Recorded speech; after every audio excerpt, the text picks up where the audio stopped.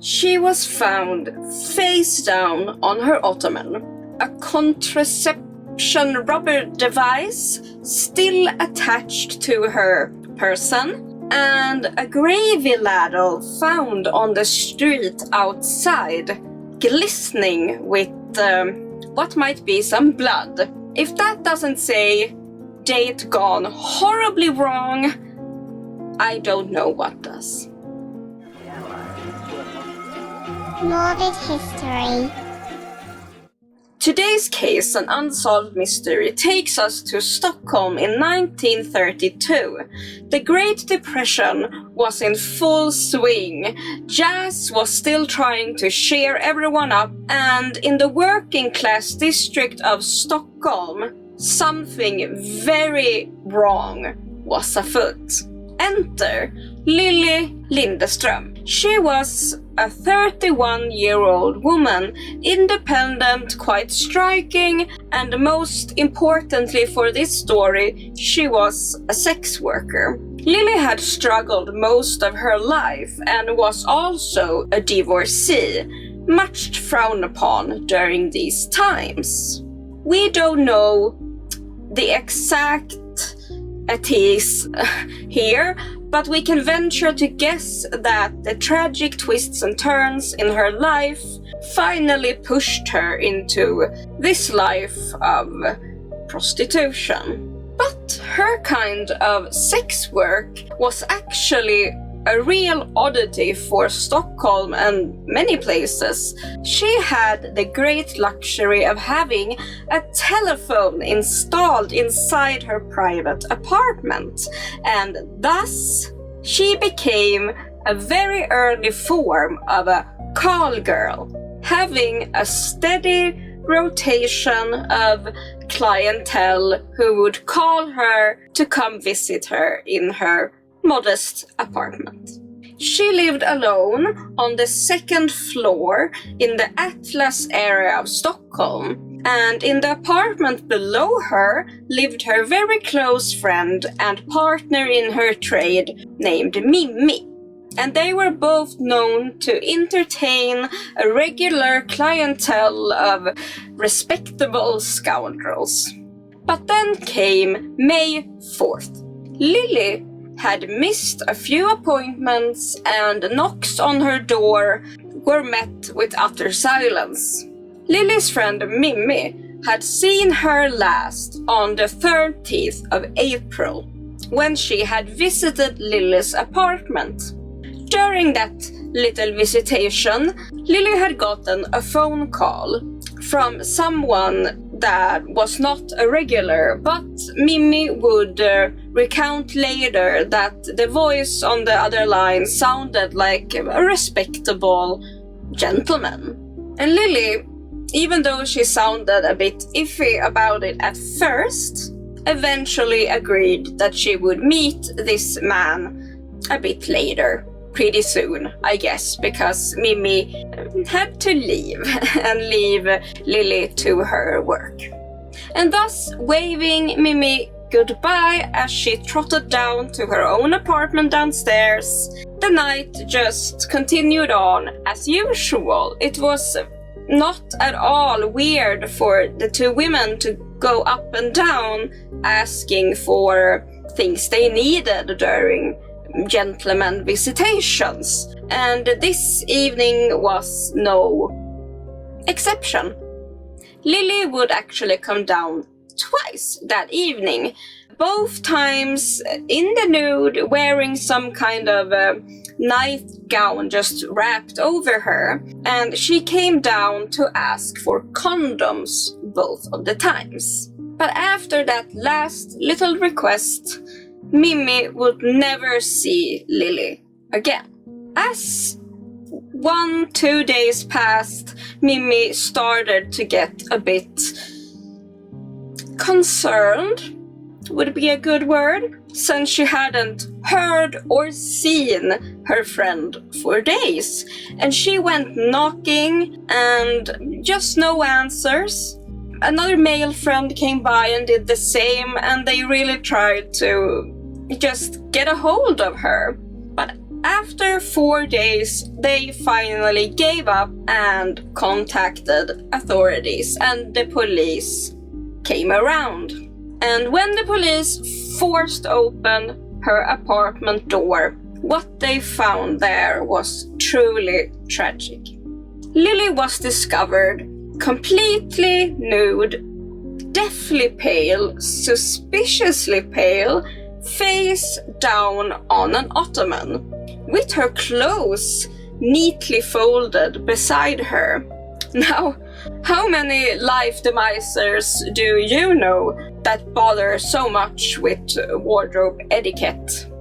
Even more strangely, the life counselor had even stacked folded blankets on top of her body and even placed a few decorative pillows over her too, for good measure.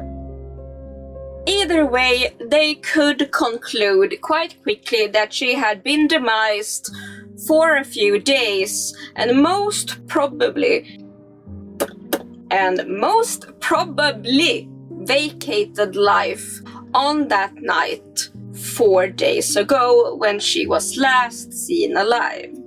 The medical examiner determined that Lilly had been struck upon her head, likely with a blunt object, and described it as thus that Lilly's entire right side of her face was caved in, and after further examinations, she was found to have been drained of her life's crimson essence. But beyond that, the entire apartment was spotless and thoroughly cleaned. There was just a small amount of dried blood at one spot, but the rest, where did it all go? I mean, a body holds quite a lot of crimson life essence. Yeah. The first thing the police would do was, of course, to examine all of her regulars, and they were all let off because they had alibis, so nothing found there. Every suspect that they got a hold of was thoroughly cleared. The police, thoroughly confused by this point. The door had been locked from the inside. There were no fingerprints, no forced entry, and they think the life counselor had jumped from the window on this. She lived on the second story, so he might have fled by jumping off the window. And no one saw that, apparently. So many questions, no answers, and a sense that something was deeply wrong. And that thought would only deepen when later a heavily dented gravy ladle was found outside the apartment complex, as if someone had been hitting that very hard onto something. And it was also coated in some thick, dark residue, and lots of it. Perhaps blood. Mayhaps. The newspapers went wild. A woman found drained of blood, with signs suggesting the life counselor stayed to feast and clean. No blood splatter because it had all been collected and possibly consumed. Of course. What else? So, some theories. Number one. Some suggest that the life counselor was a cop, a police officer, since they would know how to get away with something like this, how to clean, how to leave a crime scene, planting some red herrings maybe. He might have even been one of the cops working the case and helping himself from the inside. Another was it just a sadistic pleasure demiser. The condom found between her legs point to the brutal act being underway during the time of intimacy. So I think that's a good a theory as any. And then, of course, we have the Atlas vampire theory. Was this some weird person who just wanted to sadistically have some intercourse, do some live cancellation, and then drain a woman of her blood and then consume it all randomly, just like that? But simply, Lilly Lindeström was the unlucky star in some unspeakable one-act performance by a true predator and sadist. One that the Swedish police never got a hold of. Sadly, the case remains very much unsolved, and tragically, poor Lilly will never get justice. So, rest in peace, sweet girl.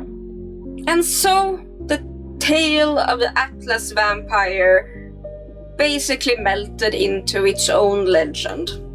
But we must remember the dear life lost of poor Lilly Lindeström. No one was ever charged, no one ever confessed, and no one will ever be able, I guess, to explain this strange, ritualistic, gruesome scene. So, my dear viewers, remember, beware the night, beware of any strangers that you let into your little apartment, and if someone brings a gravy ladle on a date, run! Best advice yet. So yeah, what are your thoughts and theories? Let me know down below, and please like, comment, subscribe, and hit the bell. It really helps with the algo boosting. Giant thanks to my lovely Patreons and my YouTube members. I wouldn't be able to keep doing this without your help. I mean, editing software and everything is so hecking expensive, and I'm on sick leave. I'm a little sick hermit, so I'm broke most of the time. Yay. Either way, you're my heroes. Thank you so much. So, until next time, stay hydrated, stay amazing, but most of all, stay morbid, and I'll see you soon. Bye bye!